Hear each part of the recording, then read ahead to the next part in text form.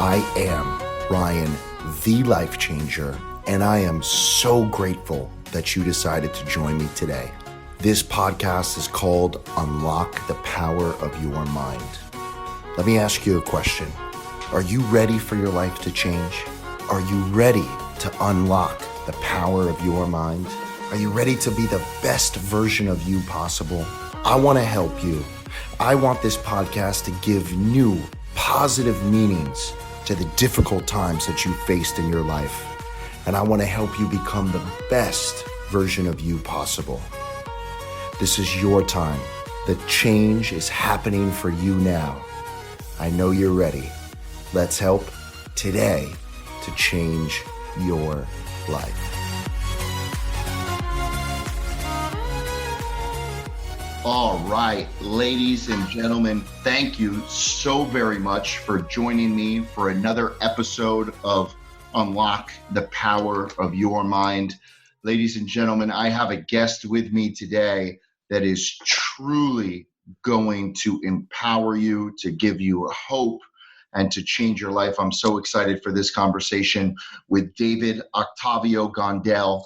He is a two-time cancer survivor. He is the president and founder of Life Changers for Life, a nonprofit for children battling cancer. Ladies and gentlemen, this is the Ryan the Life Changer show, so you can imagine how much I want to support David and his nonprofit.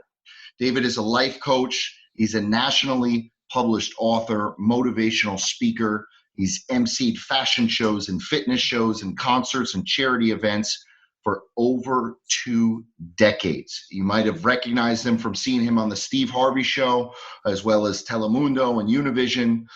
David, God bless you, my friend. Thank you so much. I know this has been something that's been in the works for a while, and I feel so blessed to be able to connect with you. How are you?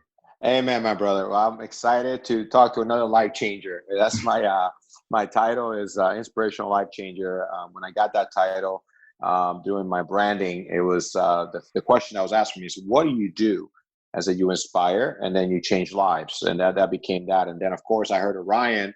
He is a life changer as well. So it was exciting to start talking to you and finding out more about you and what you've gone through in life and then why you do what you do. And then I was like, yeah, we got to get this done. We have to do this interview. So let's get it done. Yeah. Awesome. So I always like for the listeners to be able to connect with the guest by having you, David, share a little bit about what your early childhood was like. And then we'll get into some of the tests that you face in your life. But share with the listeners your early childhood. Sure. I was born and raised in Puerto Rico. I'm a Boricua. My basically about the age of 13, I was in Puerto Rico. I was very blessed and to be able to go to military school. And my parents were both in the military. My dad fought in Korean War. My mom was in Vietnam. She was a captain in the Vietnam War, or during the Vietnam War. And both of them met later in life. And then I was born in San Dulce, Puerto Rico, and I lived there for about 13 years of my life. Crime rate was not good, but I learned a lot about morals and a lot about just being able to be respectful to elders and respectful to people, basically. But also being raised in Puerto Rico teaches you a lot about love and a lot about affection. Always been an affectionate person and charismatic person, but I had two parents that from a very young age said to me that I could do all things through Christ who gave me strength and gave me my life and loved me unconditionally. Those were words that were always in my mind and in my heart because I was taught that from a very early age. And then moved to Texas. In Texas, I was able to learn a totally new culture. It was culture shock for me to leave Puerto Rico, where my friends were everyone, basically, that I was going to school with. And then I had to start over again. It was a shock. But at that moment, I found out, I found out a little bit about what being different was. People were seeing me very differently because in Texas, I moved to San Antonio, Texas, where there's a lot of Mexican heritage and a lot of Mexicans that lived there. And the Mexicans didn't really care for me because I wasn't Mexican, and everybody else didn't care for me because they thought I was. So I didn't know what racism was or anything like that until I got there. And then from there, I learned what sports could do. And I started playing sports, and then I was not Puerto Rican anymore. I wasn't Latin anymore. Now I was an athlete. And at that age, I think that I didn't really realize until later on in life when I started speaking to kids about the power of being an artist, and about the power of being an athlete, about the power of doing something with your gifts and talents. And usually that will get you out of the hole that you think you're in. Because as a child, you don't really know how to handle a lot of those things. But I think when we become adults and we actually look at our lives, we can overcome those things by actually putting in, adding up all the variables, and then getting to the point of why is it that they don't really know, but they're doing it because of their background, not because of yours. And stop faulting yourself to go through that.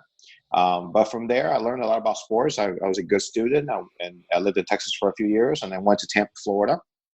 We moved, my mom and my dad, and we moved to Tampa, Florida, where I graduated from high school, and also met some amazing mentors in my life. There was a woman that was an influence in my life in high school. I always talk about parents being an influence. I always talk about coaches and teachers and mentors being an influence.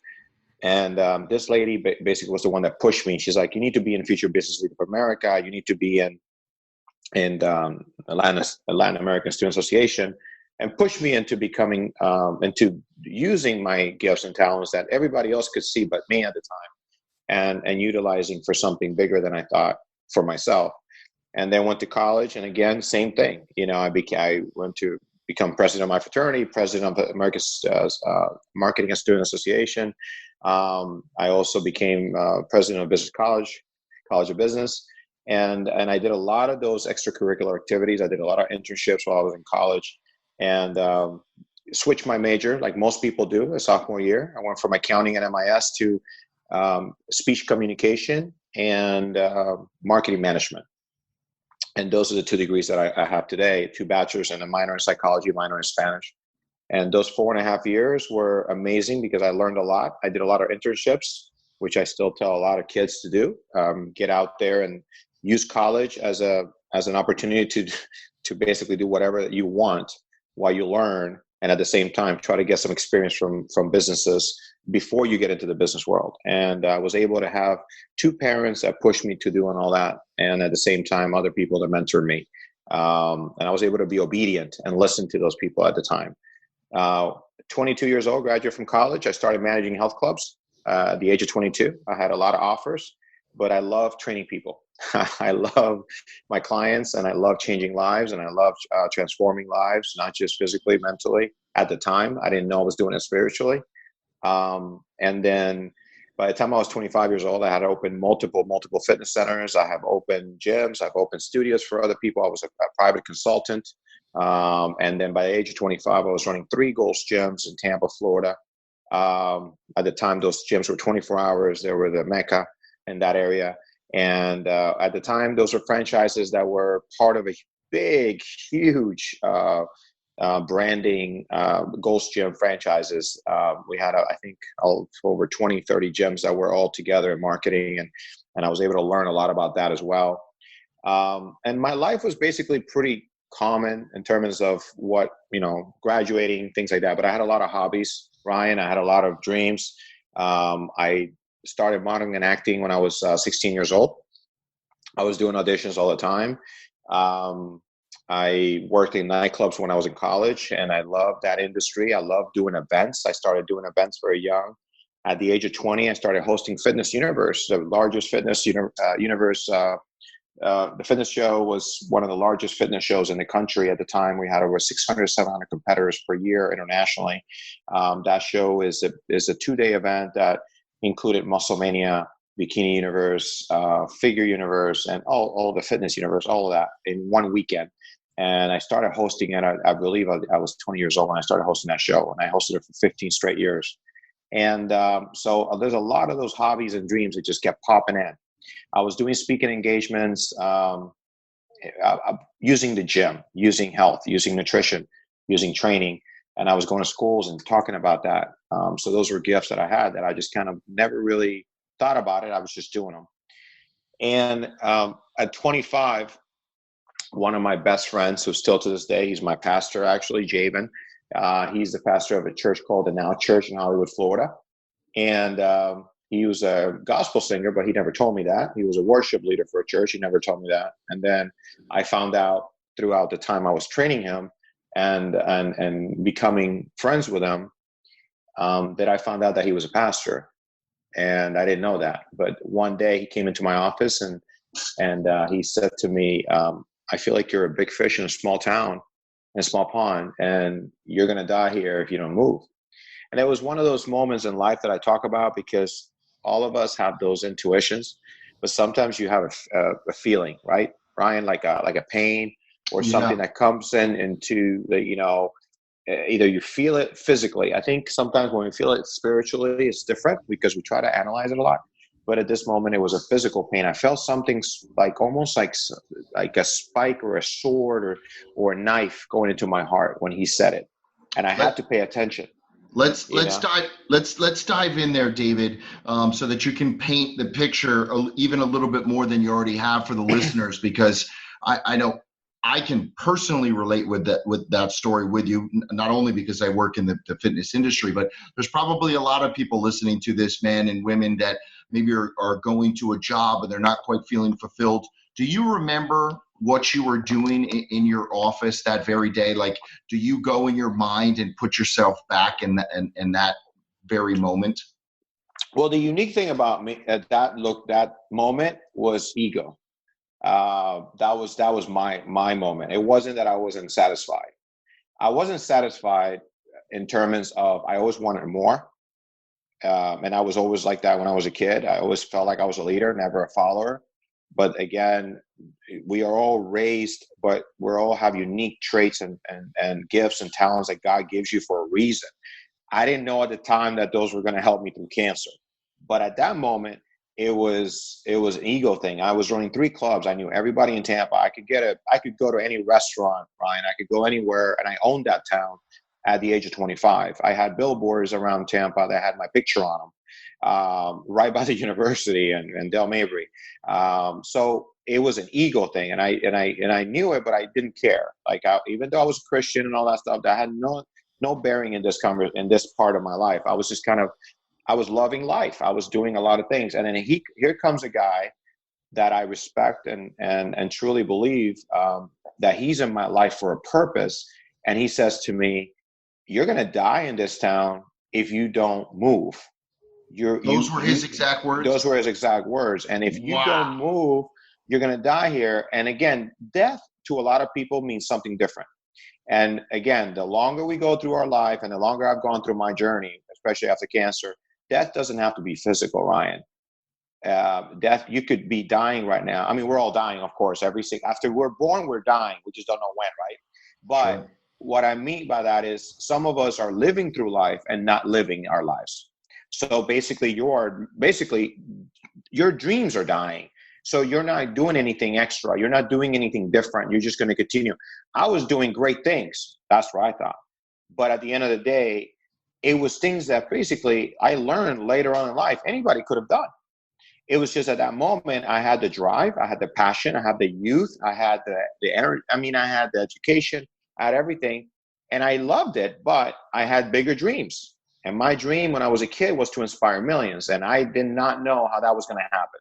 But yet, here comes this guy that I respect and honor, and I believe he came in my life for a huge purpose, tells me, you're going to die here. And I felt it in my heart. I felt like somebody just literally stabbed me. And I told him that, and that's a confirmation. God is confirming something in your life. At the time, I didn't have a relationship with God like he did. I didn't have a relationship with God like I do now. But at the time, I felt it, I knew it, and I believed him. So I made my choices to start thinking about leaving Tampa. And I didn't know how, but I got a job in New York modeling, and then 9/11 happened. And 9/11 happened, all that dream was gone because I couldn't go to New York at the time. And then I decided in December that year to move to Miami Beach. And I basically didn't tell anybody. It was the second time. First time I remember telling my father that I was going to stay in the gym business. That was the first time I really stepped out on faith because I had all these amazing jobs offers and I stayed in the gym. He's like, why'd you go to college? I was like, I went to college. I learned a lot, Dad. but I stayed there because I really loved what I was doing, and I believed I was supposed to. And then so the age of 25, here comes December, Christmas. I do a huge Christmas party, Ryan, and at Gold's Gym, and it's still there, Del Maverion Waters in Tampa, Florida. That gym actually is still open. And I walked away. I gave up the keys. I resigned. I left my apartment furnished. I packed up my car and drove to Miami Beach. I didn't tell anybody. And this is what I tell people sometimes, man, look at it now. I should have just been more excited about it. but I was, because, the outcome, right? We already know the outcome, and then we'll talk more about this when you should be more excited about any challenge you go through in life. I have a whole seminar about that. And if I would have looked at those moments and that, man, less stress, less nervousness, a lot of everything. But no, I was nervous, but I did take a step of faith. And I mean, long story short, I did model, did act, I did a lot of little things here in Miami, but nothing ever big. And I had to go back to consulting. I had to go back to the gym industry. Long and behold, I go back to Gold's Gym. And I ran the Gold's Gyms for the team that was in the Boca Raton area and Deerfield area. And then something happens at the age of 29 that I was never expecting. I was still modeling part-time. I was still hosting shows part-time. I was doing pageants, hosting fashion shows, doing modeling. I did about 10 shows a year. But I was running the gyms. That was my career. Again, career. That was it. That was was bringing in the financial, the money every month.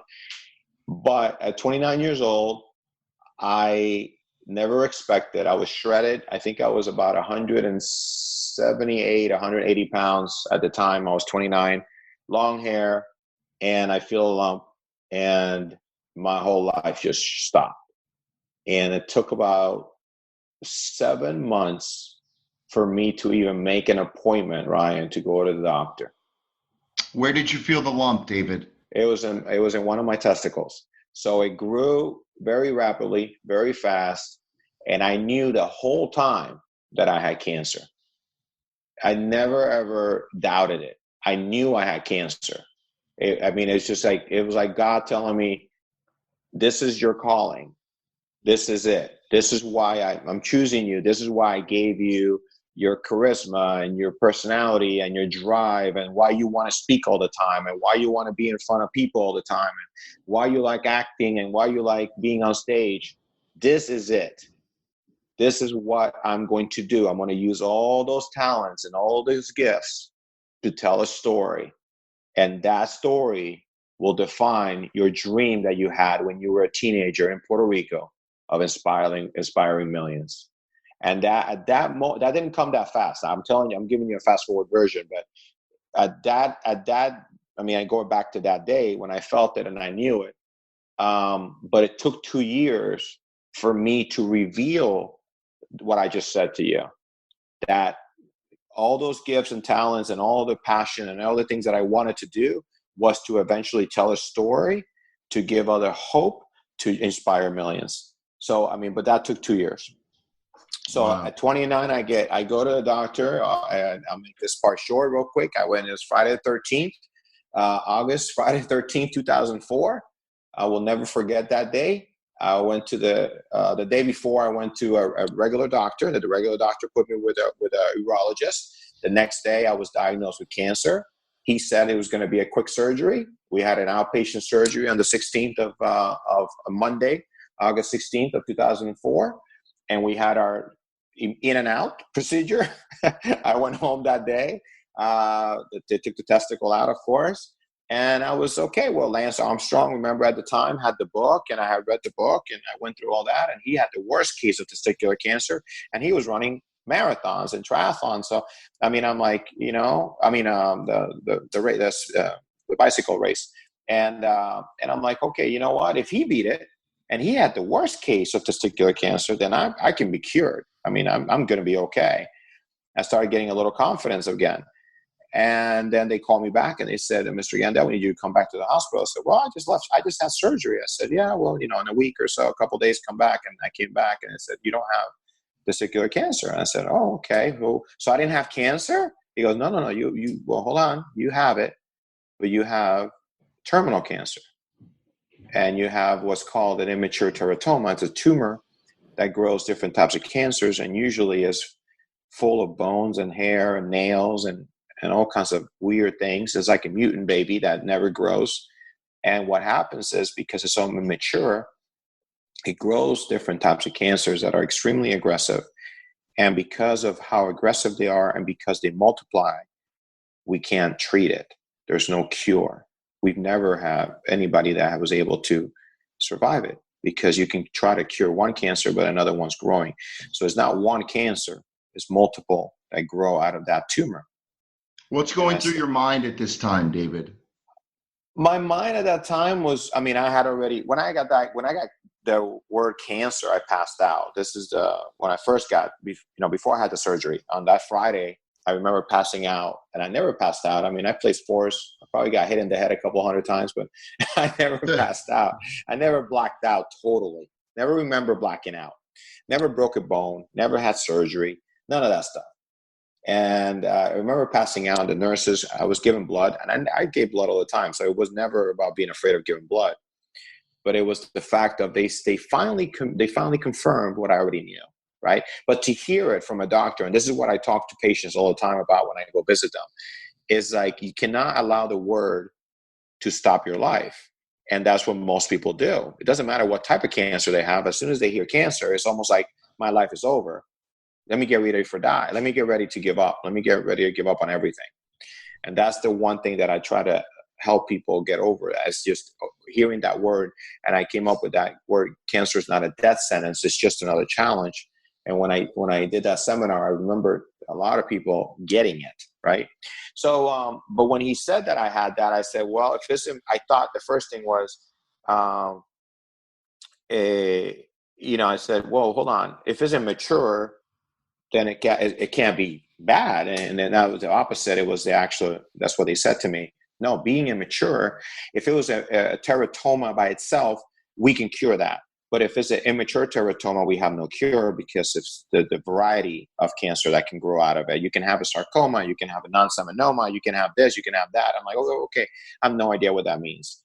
So at the time, my first question was, okay, did you get it all? And they said yes. They said it was encapsulated. And then the next question was, well, we still want to test you. And I felt like these doctors were looking at me like I'm I'm just like a case right now. I became a case because they don't know how to treat this. And they're like, this guy's 29 years old. He's in perfect health. He doesn't do drugs. He doesn't drink. He doesn't smoke. He doesn't whatever. And all of a sudden, boom, here he comes. He's got an immature teratoma at the age of 29, which is very rare. And at that moment, I looked at them, and they were looking at me like I'm this case study, Ryan. I'm just like they just want to test me, Yeah. Like I'm just like a monkey to be tested, right? All the tests that they do on animals. Yeah. And I was like that. They were gonna poke me. They were gonna do this. And I was like, whoa, hold on. If you can't find anything else wrong with me, then we're not doing any more surgeries. We're not doing any chemo. And that was what I stood by. First, because they didn't even know what to do.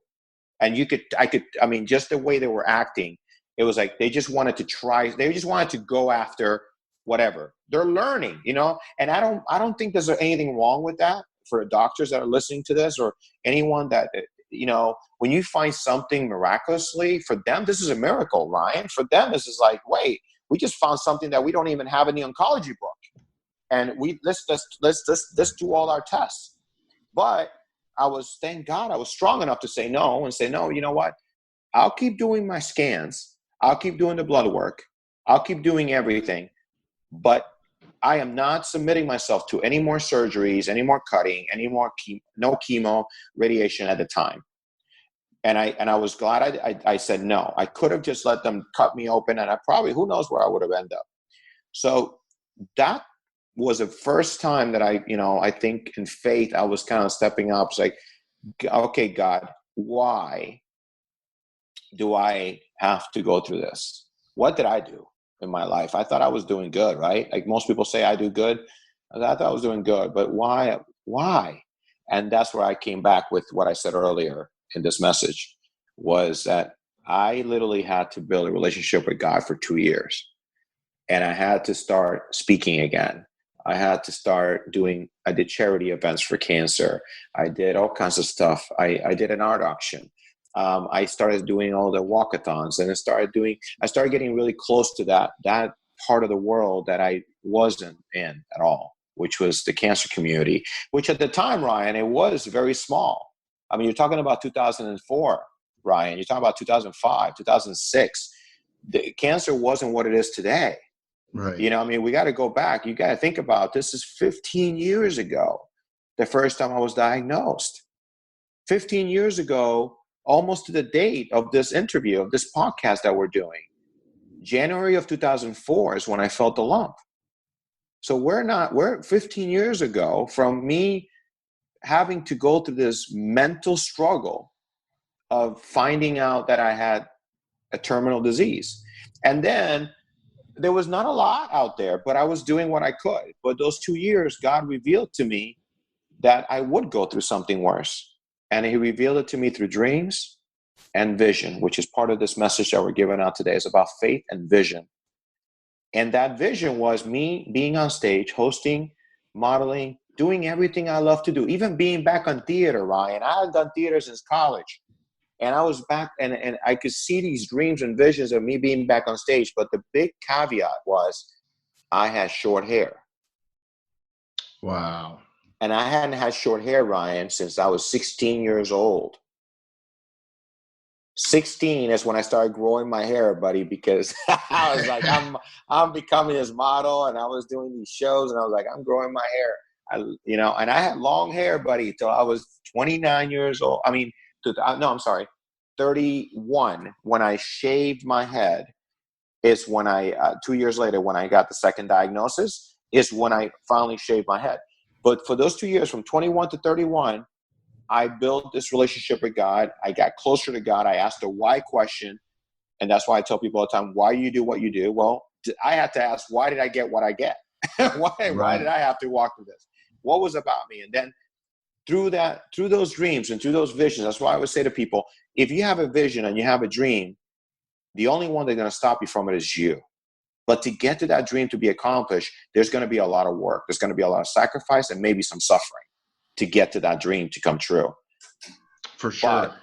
Share with the listeners, David, a little bit, because I just think that this is so powerful and so incredible, such a huge part of what you're going to share and how we're going to change lives together. So you're at one of the most difficult times that you're going to face in your life, yet you have these visions, you have these dreams.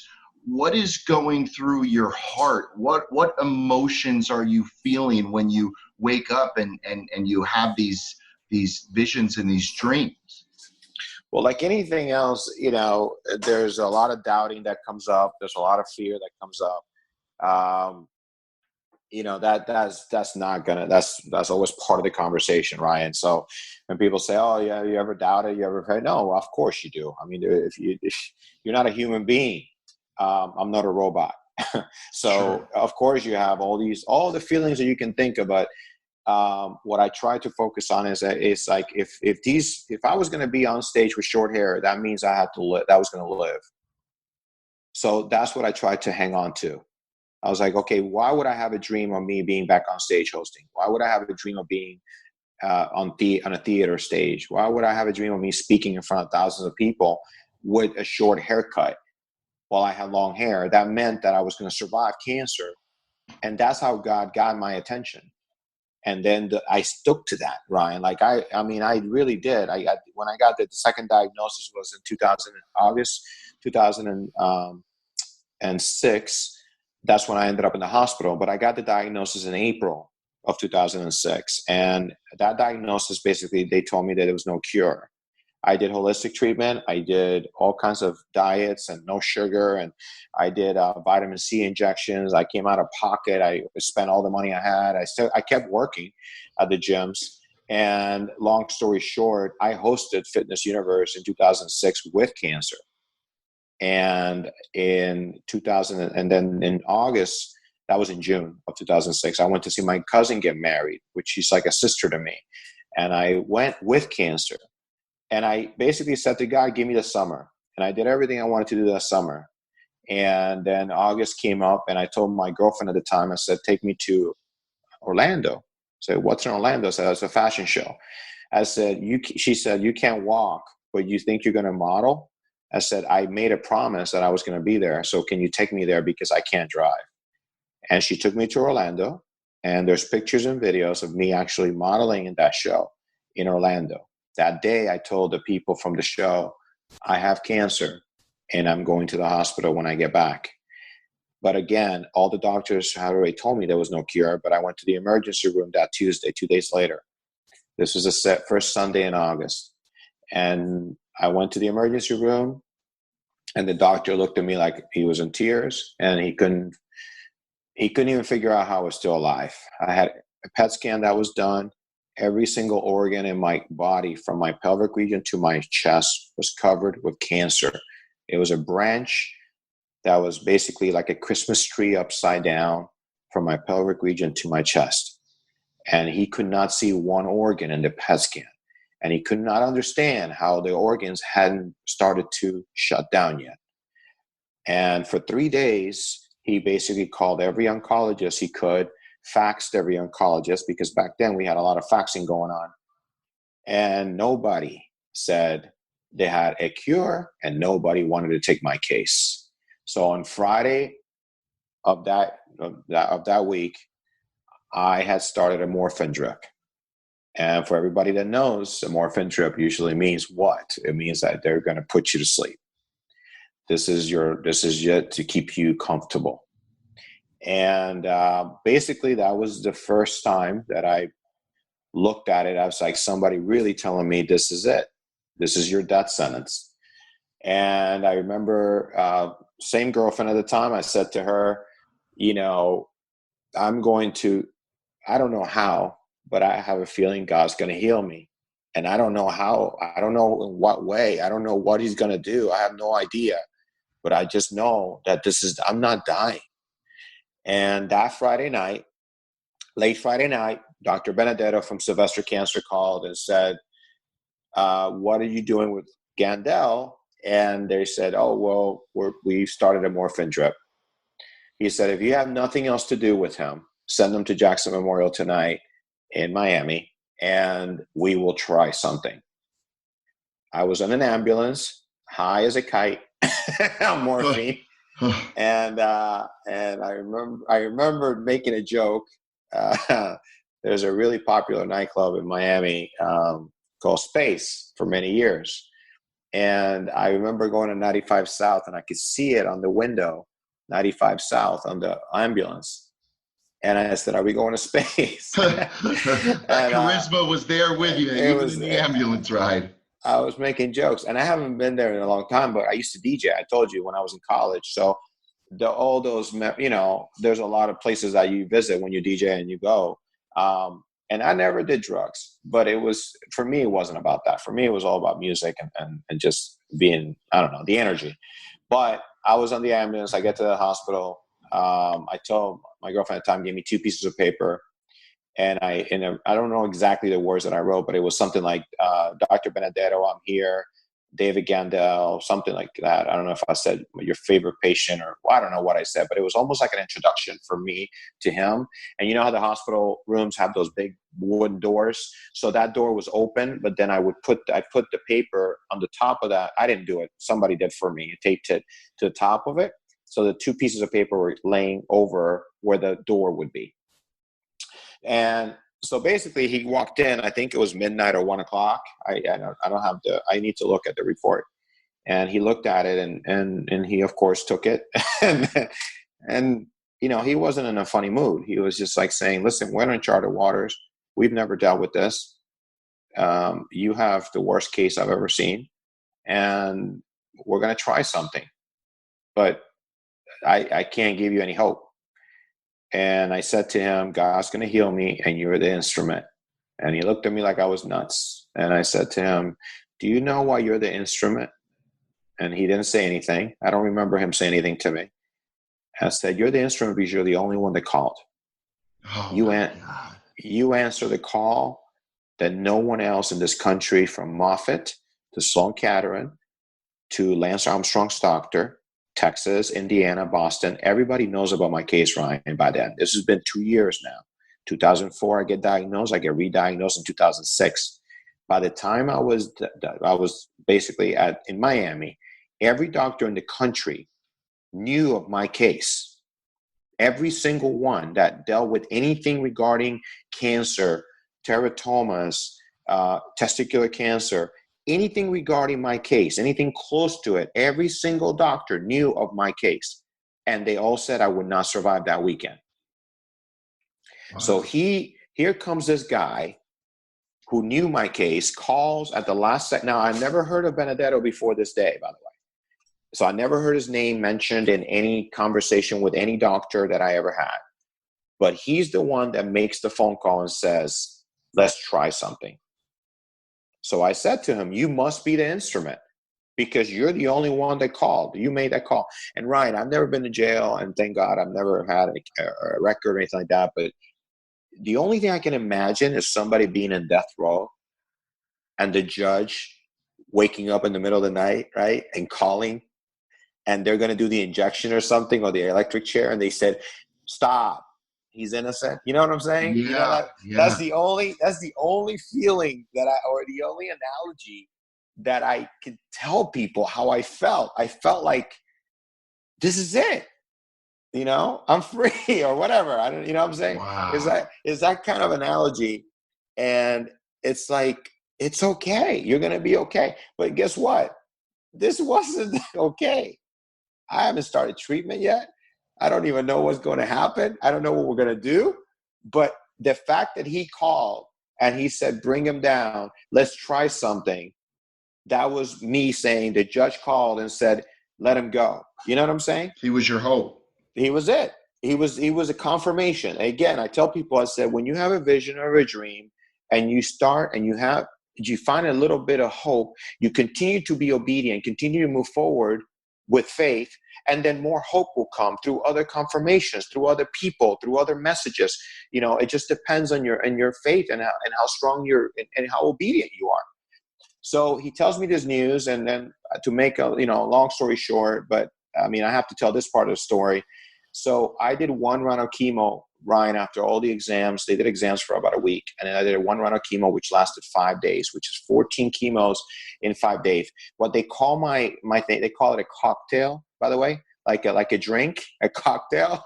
and this is what they call the treatment. It's a cocktail of 4 different chemos. And this is the strongest stuff, I don't want to use a bad word, that you can use. And most people don't survive one round. So I did my 14 chemos in 5 days. They sent me home on August 25th, 2006. And that's the picture that you've seen. That picture was my testimony picture. I took that on the day I came home after my first round. And the doctor said to me, if you're able to come back in 5 days, we'll start round 2. And I told him very, very weakly, I said, I'll see you in 5 days. Not with any power in my voice. I'm not going to lie to you. It was like, I'll see you in 5 days because I wanted to live. I came home. I shaved whatever was left of my hair. I took that picture. Nobody wanted to take that picture because nobody wanted to remember me that way. I looked like I was dead. I was 124 pounds. I had lost 56, 57 pounds in 3 weeks.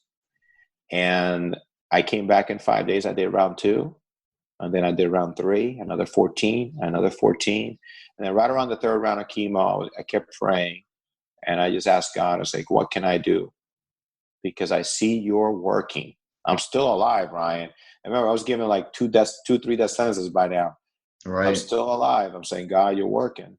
Did you have any visions during that time or any other dreams? Absolutely. Yeah, I kept thinking of the same thing. I kept thinking of me being on stage. I kept thinking of me modeling. I kept thinking of me being in front of a camera. I kept thinking of basically everything that I have been doing for the last 10 years. I've been able to, I visioned it back then, and I'm living that life now. Now, I didn't know how it was going to all happen. And I had no idea of the choices that I had to make and the sacrifices I had to make, Ryan. So there's a difference between that.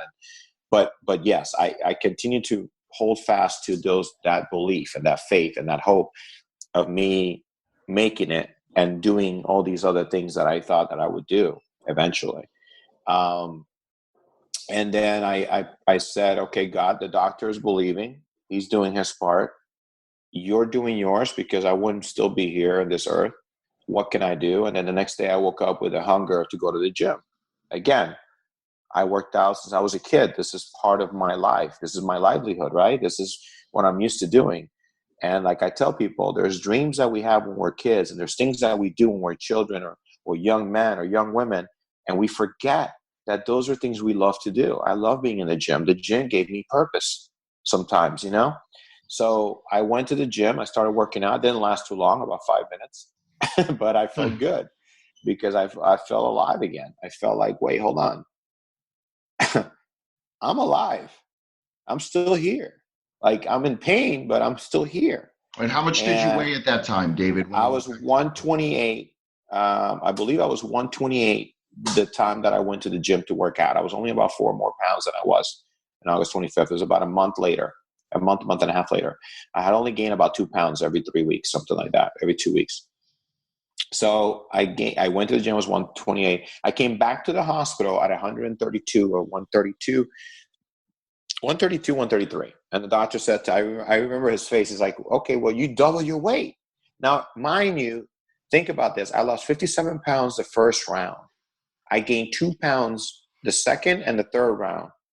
And then all of a sudden, I gained 4 pounds. Same chemo. I'm doing 14 chemos, but I'm not losing any more weight. That's God.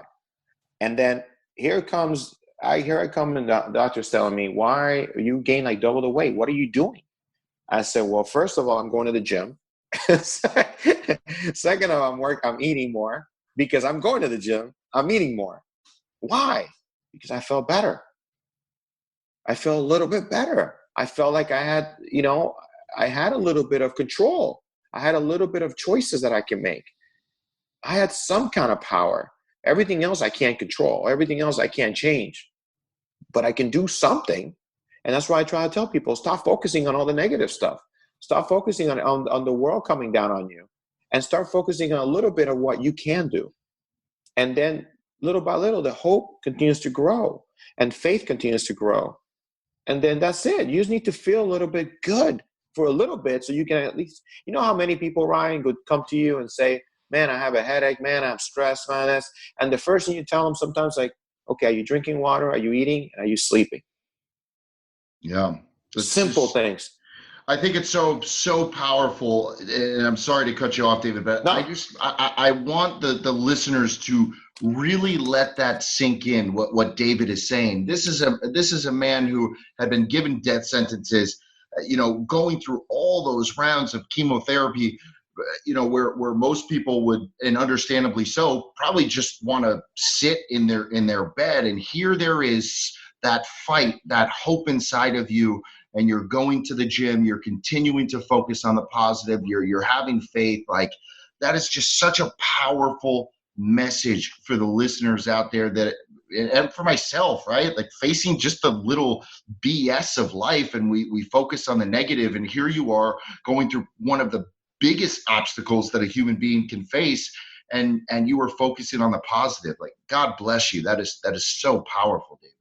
And again, it starts with prayer. So you have everyone that's listening to this. I didn't have an Aladdin lamp or a wishing lamp.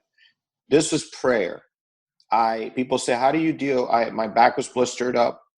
I had just lost all my hair. I was in pain all the time. I was weak. My joints were weak. I was down to 100 and nothing. My mouth was full of blisters. I couldn't taste anything because of the chemotherapy. I'm just giving you a little bit, and I mean, there's nothing you can even imagine of how much suffering I went through. I mean, I would never wish that on anybody. But what I'm saying is, like, even at that moment, it's something that I think all of us at some point are going to go through something in life, not cancer. It could be something else. I did a seminar called Surviving Your Cancer, which I hope to do again. And it wasn't about the disease. It was about your cancer. What is your struggle at? What is the pain? What is the suffering that you're going through? And most of us, it's stuff that we can control. In this case, I couldn't. And this is my battle, because like I said, we all have a battle. This is my battle. I had to face something that I could not control, Ryan. I had to face something that I had to say, okay, God, you're in control.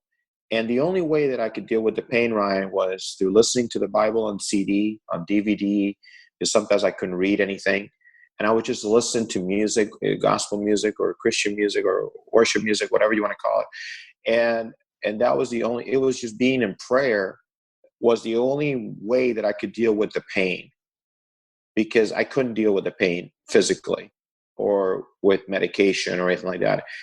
It was only through prayer. And then through prayer, certain things start happening, and I can't explain it to everybody. I think we all have our different roads, but for me I had unique people in my life, Ryan, that came up, and they were not my best friends. Some of them were my employees, but became my best friends, became family. I had people that came out of nowhere that were praying for me. I had young kids writing letters for me that I talk about all the time, because it was so dumbfounding to me that these kids that have never met me could write me a letter about giving me hope without even knowing me, but just because their teachers had described my condition to them. These kids were praying for me, and these kids were sending me letters of hope. And I was like, what is going on? And those little things is what I try to share with people now, because it's not only about the diagnosis, Ryan, and the cancer and the success sentence. And it's all about the amazing things that were happening at the same time.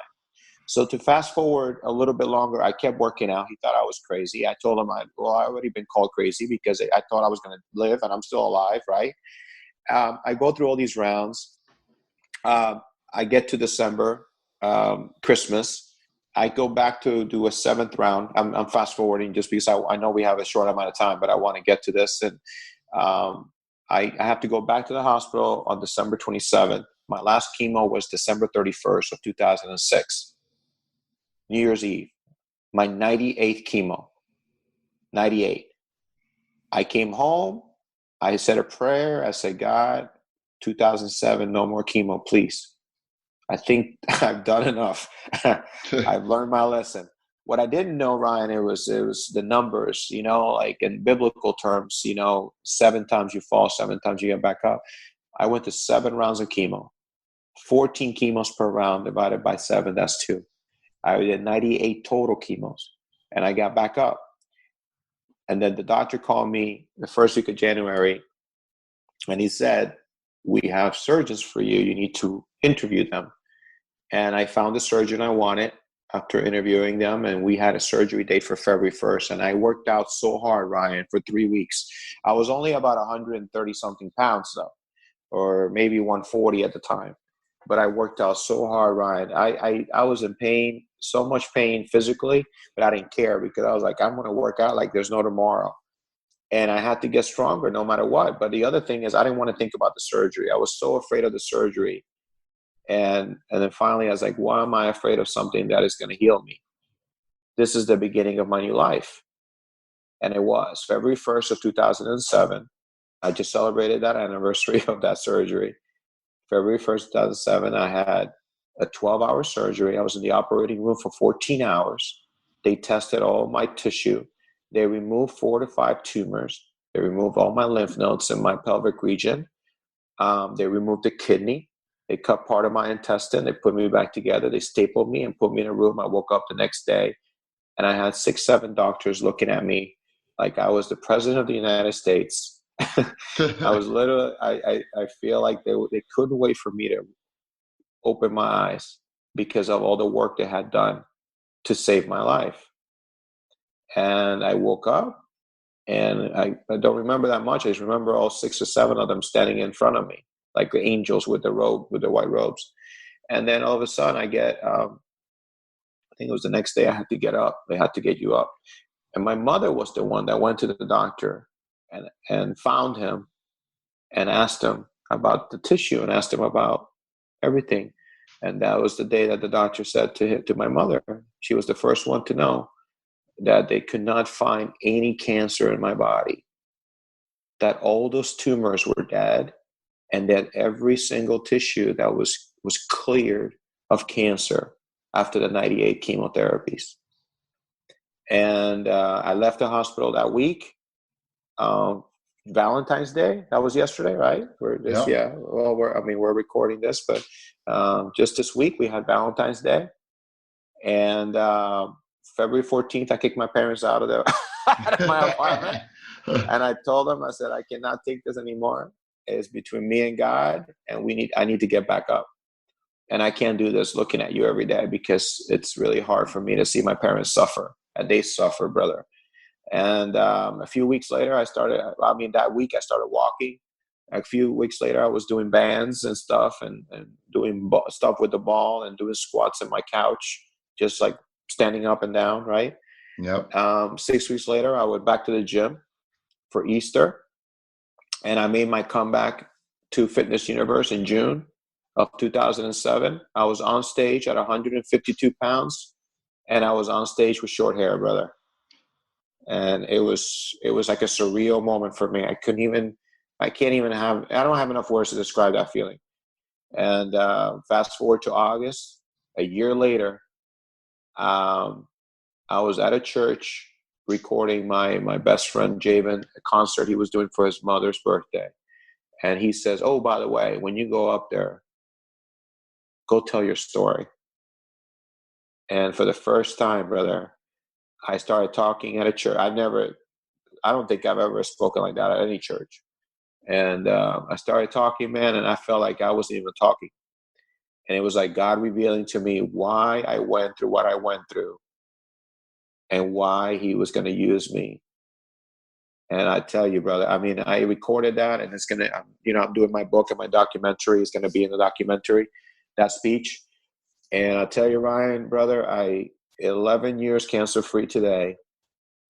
And I tell you, that moment, I will never forget it, because it was like word for word, he described why I had to go through what I went through.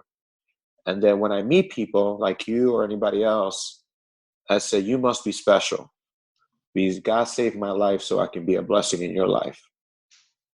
Yeah. I said, you must be special. And the people that get it, Ryan, their life changes.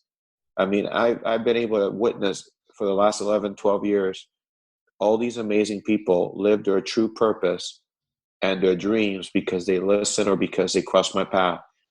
And I tell you, I just, for God to do that for me and for you or for anybody else that he does, and we do our part like you are doing right now, sharing a story and giving people hope to have some more faith in life and believe that there is something bigger than us, and that we do have a purpose on this earth, that we do have a meaning on this earth, that no matter what we go through in life, there is a purpose. There is not a bigger reason why you should fight to live every day. So powerful. You felt the Holy Spirit speaking through you when you were speaking at that church for the first time, didn't you? Amen. I do every time I speak. God bless. Every time I speak, I do. And if not, I wouldn't be there. I mean, I always believe that. I said, if you show up, God shows off. And, our friend Jose, I don't know if he's listening, but Jose Flores, our good friend. And I get to do an event with him soon, but I've already worked with him. I already had a seminar that he opened for me, and I've already witnessed him. I've interviewed him a few times already in Spanish and English. And I tell you, man, he's living it every day. He has a wheelchair. He can't get out of bed. There's nothing he can do by himself. And to see him continue to live his life like that is the definition of God's strength, and that's why I tell you, man, it's like, it's really awesome for me to be able to do this with you today and take the time and, what you're doing is sharing people's stories and inspiring people through your story and through theirs. I commend you, because you're changing lives, like your title, like you say, you're a life changer. And man, the day we die, that's what we leave behind, right? That's we leave right. that legacy of actually being able to impact the lives of other people that are going to continue to live, and hopefully they impact the lives of others because of someone like you that impacted theirs. Yeah, certainly. Well, I appreciate that, and I know that David, you sharing your story with everybody today is going to change so many lives and give them hope and inspiration. Um, share with the listeners how it is that they can get in touch with you. What do you have coming up? I know obviously you're very excited, and I'm very excited for you with the Life Changers for Life.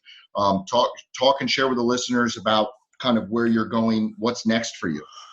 Yeah, I am excited that as of this month, I launched my nonprofit Life Changers for Life, which is to benefit children battling cancer emotionally and financially.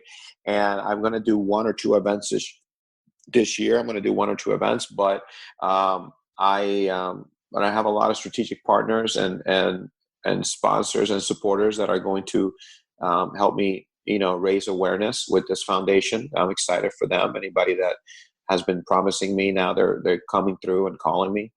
But the biggest thing for me right now, the foundation, I think is just basically giving me a platform that I haven't had before, to be able to impact even more lives and even more, tell more stories, right?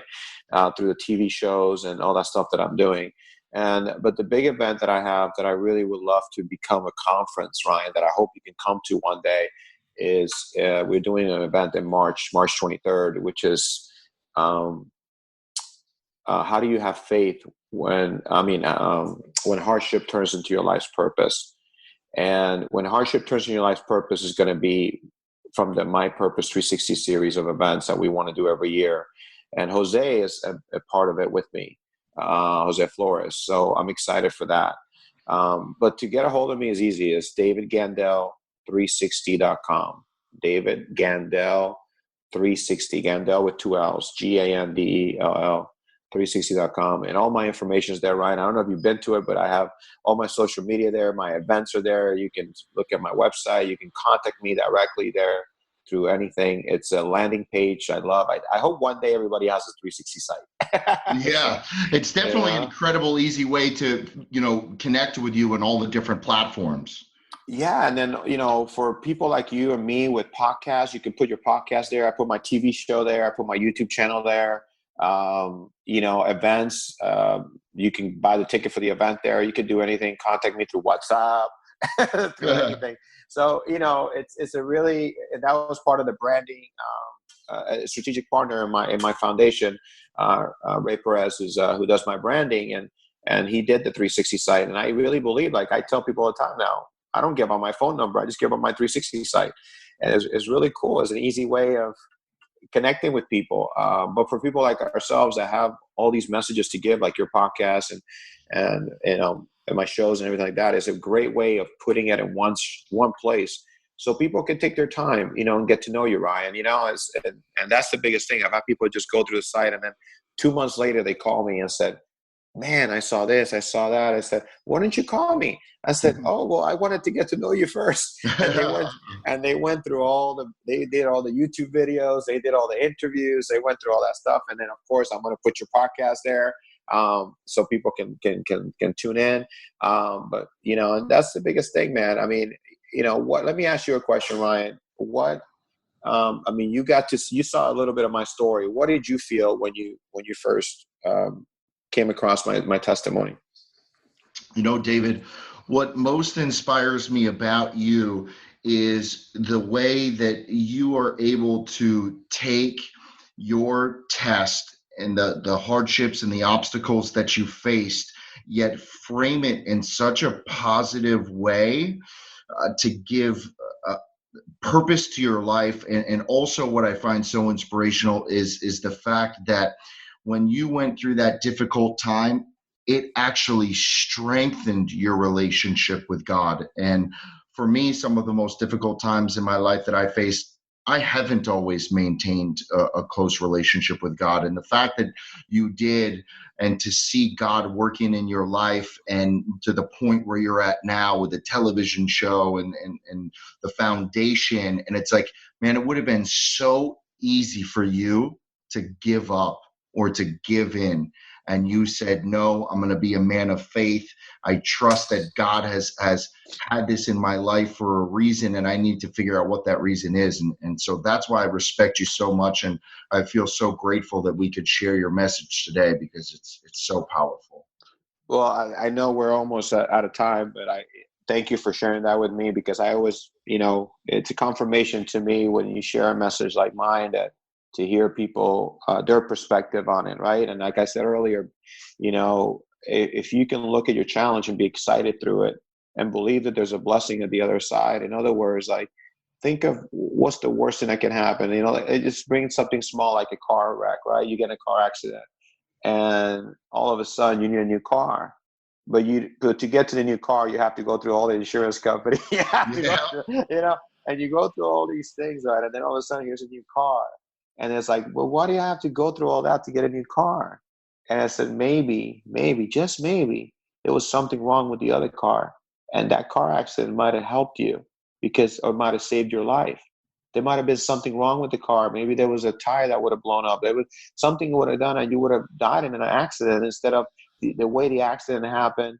It led to you to get a new car, but it could have saved you from something. It's almost like when you run late. I run late a lot. I'm sorry for a lot of people that know me. They know I run late a lot. And I always say I'm late for my own funeral. If I'm late for my own funeral, but when I'm early, that's a good thing. But I'm saying, like, and then you go in the street, Brian, right? And you're driving, especially here in Miami traffic, and you see a wreck down the road. And what if I would have been on time, that could have been me.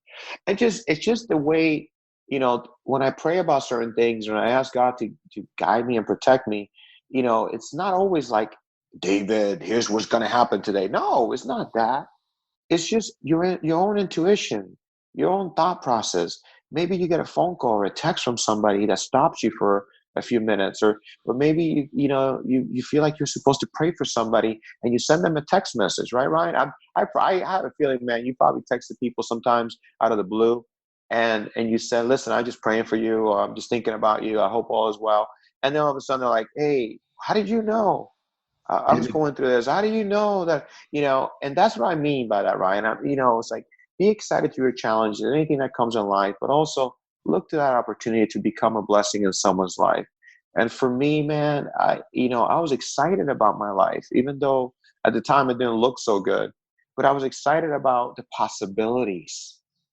I was excited about the possibility. What if I survive? What if? So I tell people today, is like, what if, you're supposed to leave that job? What if you're not supposed to be in that relationship? What if you're supposed to fight for that relationship? I mean, I'm just saying, the what if, put it in prayer and try to, just pray about it and see what God has an answer, and see what happens. Now, when you're supposed to move, be obedient. Right. And for everybody listening today, here's my message. Find hope, have faith, and live with purpose is my message. I always say, be a miracle in someone's life today. But here's if you're listening to this right now, and you listen to anything that Ryan does, all his podcasts, which is amazing, all the people that he's able to cross paths with, here's what I want you to do. Think about someone or certain people today that you're thinking about all the time, and reach out to them. That's all I would ask. And I want to see. And if you do something amazing and something amazing happens and a testimony, I want you to call Ryan and thank him. David, it's so funny. I have to jump in. It's not funny. It's God, because for the listeners, David and I had been communicating back and forth, and just hadn't been able to link up, because he's super busy and I've been super busy. And I said a prayer to God earlier this week. I said, God, I'm ready. If you're ready for me, God, I'm ready to take the next step up in my service and to change people's lives on a greater level. But I can't I've maximized that with my current network. And that very same day, ladies and gentlemen, that I said that prayer to God in the morning with my morning prayers and meditation, was the day that David FaceTimed me that night. And that's right. I did FaceTime you. I wanted to shock you. and we connected. And I knew as soon as I saw that FaceTime call came through, it was like God just took my finger and pressed accept. I didn't even think about it.